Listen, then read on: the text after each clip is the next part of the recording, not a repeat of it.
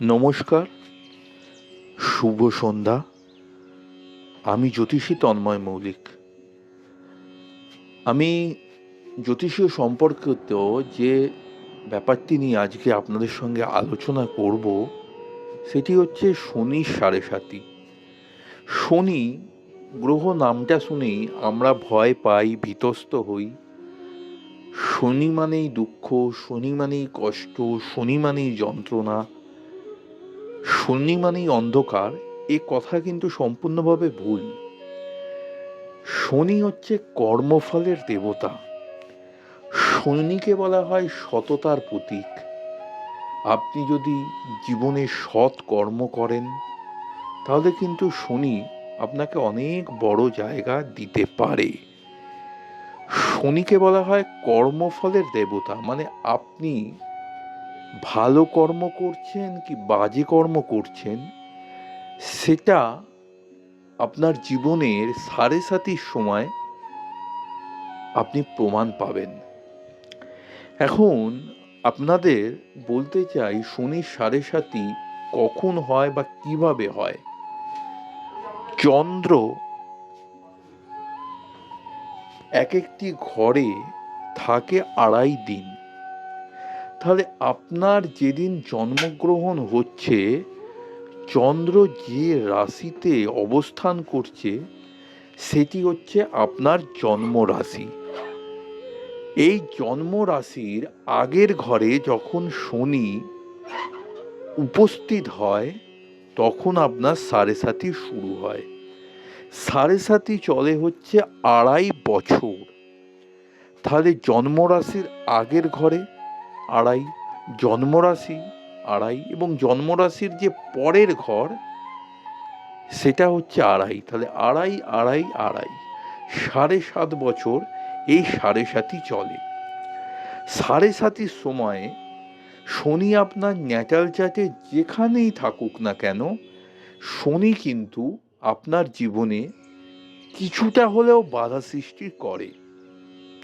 শনির সাড়ে সাতি মানুষকে যে খুব খারাপ ফল দেয়, তা কিন্তু একবারে ভুল।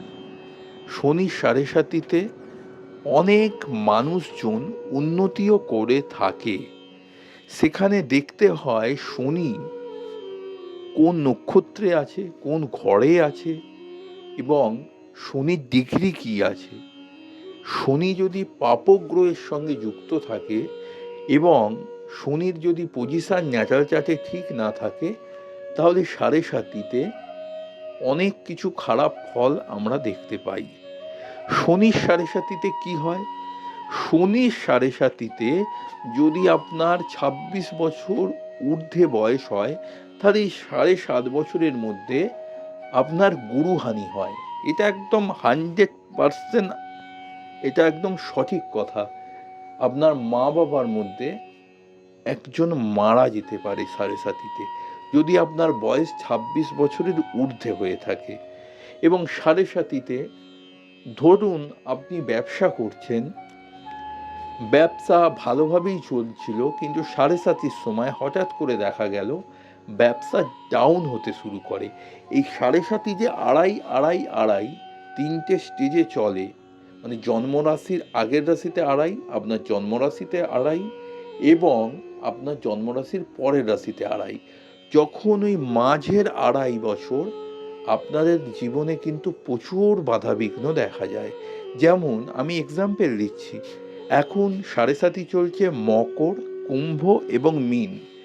আপনারা দেখবেন যাদের কুম্ভ রাশি, যারা ব্যবসা করছেন, তাদের কিন্তু ব্যবসায়িক যে সাফল্য, সেটা কিন্তু আপনারা পাচ্ছেন না। আপনাদের ন্যাটাল চার্টে শনি যতই ভালো পজিশনে থাক না কেন, ভালো নক্ষত্রে থাক না কেন, কুম্ভ রাশির জাতক জাতিকারা এখন সব দিক থেকে বাধাপ্রাপ্ত হচ্ছেন। এবং দেখবেন কুম্ভ রাশি যাদের, তাদের গুরুহানি হয়েছে, নয় মা বা মারা গেছে, নয় বাবা মারা গেছে, বা যদি নাও গিয়ে থাকে, তারা কিন্তু খুব অসুস্থ। আমার কথাগুলোকে যাচাই করুন। মকর রাশির সাড়ে সাতির শেষ ফেস, মানে দেখবেন মকর রাশির এই 7.5 বছর খুব ঝামেলা ঝঞ্ঝাটের মধ্যে কেটেছে। অনেক কাজ আপনার পেন্ডিং হয়ে পড়ে আছে, সেটা কিন্তু 7.5 পর গিয়ে সম্পন্ন হবে। এবং মীন রাশির সবে 7.5 শুরু হয়েছে, কিন্তু মীন রাশির এখন প্রচুর দিন 7.5 চলবে। মীন রাশির কিন্তু সময় খারাপের দিকেই যাচ্ছে। এবার আমি যেটা বলছিলাম, 7.5-তে সবসময় খারাপ ফল দেয় না, কিন্তু খারাপ ফল না দিলেও 7.5 কিন্তু আপনাকে অনেক কিছুর ক্ষেত্রে বাধা দান করবে। যেমন 7.5 সময় দেখবেন আপনার হওয়া কাজে বাধা আসবে, এবং আপনি দেখছেন ব্যবসা ঠিকঠাক করছিলেন, ব্যবসায় নানা রকম লস, আপনার 7.5 সময় ধার দেনা হয়ে যেতে পারে, লোন হয়ে যেতে পারে। এগুলো দেখবেন হবেই, কারণ this is the astrology, is the authentic subject. এবং যাদের মেষ রাশি, এখন থেকে be alert and be careful. 7.5 যথাযোগ্য প্রতিকার করা উচিত, কারণ মেষ রাশির 7.5 শুরু হচ্ছে 2025 সালের মার্চ মাসের পর থেকে, চলবে 7.5 বছর। মেষ রাশির দেখবেন এখন থেকেই শরীর স্বাস্থ্য নিয়ে আপনারা নানা রকম ডিস্টার্ব ফিল করবেন, এবং মেষ রাশির এখন থেকেই নানা রকম কাজে বাধাবিঘ্ন আসছে। আপনারা যথাসময়ে ভালো অভিজ্ঞ জ্যোতিষ দ্বারা পরামর্শ নেবেন কি করে 7.5-তে ভালো থাকা যায়। কিন্তু যতই আপনি প্রতিকার প্রতিবিধান করুন, আমি কোনো ব্যবসায়িক সূত্রে কথা বলি না, যতই প্রতিকার প্রতিবিধান করুন, আপনার কিন্তু 30% 7.5-তে বাধাবিঘ্ন আপনাকে ভোগ করতেই হবে। এটা বিধাতার লিখন। এবং যেটা আমি বলছিলাম, 7.5-তে অনেক মানুষ উন্নতিও করে থাকে, সেটা সংখ্যায় হয়তো কম, কিন্তু ন্যাচারাল চার্টে শনিকে দেখতে হয়। শনি সাধারণত তৃতীয় ঘরে, লগ্নের তৃতীয় ঘরে, ষষ্ঠ ঘরে, কিছুটা সপ্তম ঘরে, এবং একাদশ ঘরে এবং দ্বাদশ ঘরে ভালো ফল দিয়ে থাকে। এবং 10 নম্বর ঘরেও শনি কিন্তু রাজকর্ম দেয়। যারা গভর্নমেন্ট সার্ভিসের বড় বড় জায়গায় আছে, তাদের দেখবেন 10th হাউসে স্যাটার্ন, এবং স্যাটার্ন নয় উচ্চস্থ, নয় তুলা রাশির ঘরে, নয় শুক্রের ঘরে, নয় মিত্র ঘরে, 10th হাউসে স্যাটার্ন কিন্তু সবসময় ভালো ফল দাতা। তাহলে তৃতীয়, সিক্সে, কিছুটা সেভেন্থে শনি বিবাহিত জীবনে ড্যামেজ করলেও আপনার কর্মজগতে কিন্তু প্রতিষ্ঠা দেয় 7th শনি। আবার 7th শনি যদি খারাপ নক্ষত্রে থাকে, আপনি কোনো প্রতারণার ফাঁদে পড়তে পারেন। প্রতারকের ফাঁদে পড়ার চান্স থাকে 7th শনি যদি খারাপ নক্ষত্র পায়। কিন্তু 7th শনি কর্মজগতে প্রতিষ্ঠা দিয়ে থাকে, এটা আমার ব্যক্তিগত মত। আর 10th শনি রাজকর্ম দেয়, একাদশ দ্বাদশে শনি ক্ষেত্র অনুযায়ী ভালো ফল দেয়। কিন্তু আপনার ন্যাচারাল চার্টে শনি যতই ভালো ফল দিয়ে থাকুক না কেন, আপনাকে কিছুটা বাধা আপনাকে ভোগ করাবে 30%, যদি আপনি প্রতিকার প্রতিবিধান নেন। এবার শনি 7.5-তে কারা উন্নতি করে থাকে? শনি মানুষের সততাকে খুব দেখে। শনিকে বলা হয় আমাদের স্কুলের হেডমাস্টার। মানে আমরা ছাত্ররা যদি ভুল কাজ করি, 7.5-তে আমাদের কষ্ট পেতেই হবে।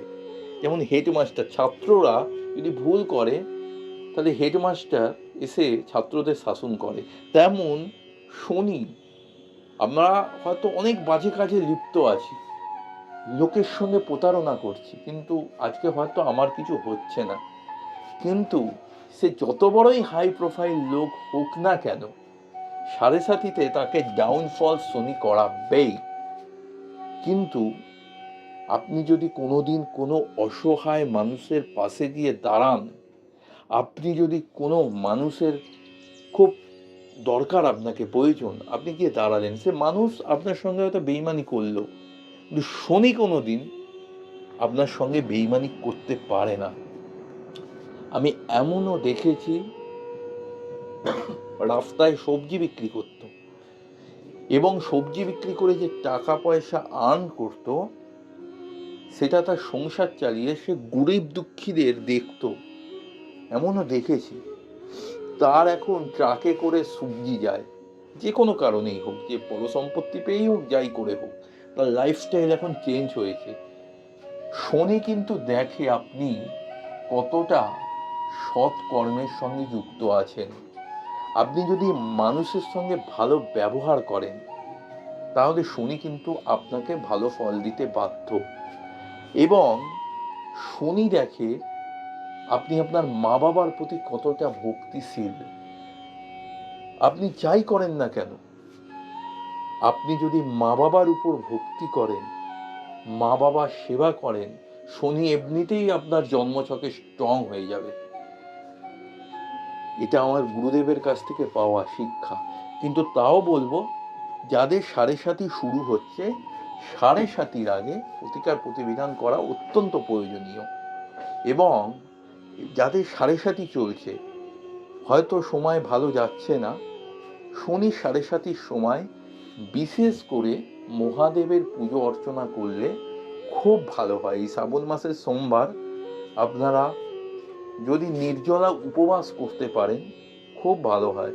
এবং শনির গুরু দক্ষিণাকালী, শনিবার যদি কোনো দক্ষিণাকালীর মন্দিরে গিয়ে আপনি 16 কলা দিয়ে দক্ষিণাকালীকে 108 জবা দিয়ে পুজো দিতে পারেন, সেখানেও শনি সাড়ে সাতি অনেকাংশে আপনার খারাপ প্রভাব ফেলবে না। কিন্তু 30% আপনাকে ভোগ করতেই হবে। শনি সাড়ে সাতিতে গুরুহানি আপনার হবেই। মা বাবার মধ্যে যদি শরীর কারো অসুস্থ থাকে, তিনি হয়তো পরলোক গমন করবেন, এটা 100%। এবং শনি সাড়ে সাতিতে আমি এমনও দেখেছি 1 লাখ টাকার চাকরি করে আইটি সেক্টরে, কিন্তু তার শনি সাড়ে সাতিতে চাকরি চলে গেছে। এগুলো হয়। আপনারা দেখুন, যাদের কুম্ভ রাশি, হঠাৎ করে আপনার চাকরি চলে গেছে, আপনি মেলান, আমার কথাগুলো যাচাই করুন।